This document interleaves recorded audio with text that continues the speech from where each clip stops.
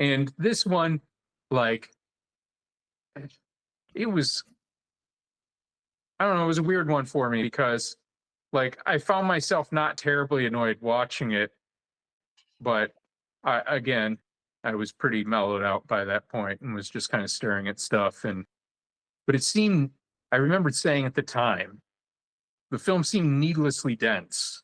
You know, there was a lot happening and there was a lot of talking, and the scenes moved by at, it seemed like, a fairly rapid clip, but it was just so many scenes of so much nothing happening that was always trying to be suspenseful or whatever, but it was just seemed like there was a lot of exposition going on for the occasional, fight between Santa and Krampus, or Santa fighting zombie elves that he was killing, and those parts Mm. were highly amusing.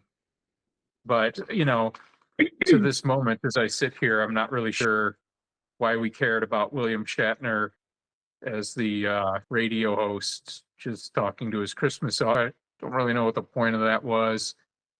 I read that there were several stories going on and that they weren't necessarily as interrelated as I think we were supposed to, as I would assume they would be.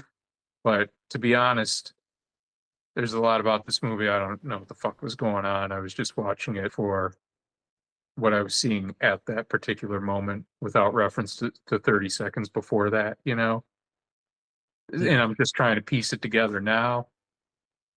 And this is what fucking happens. It's Well, a I'm self. sad that Sparkle's back.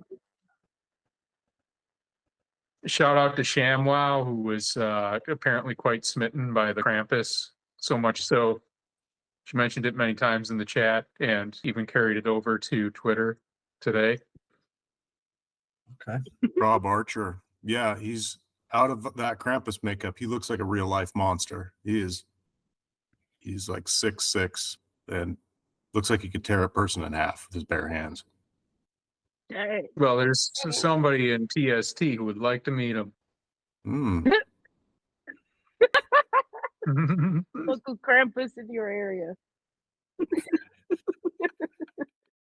Let's all go to the lobby to get ourselves a treat.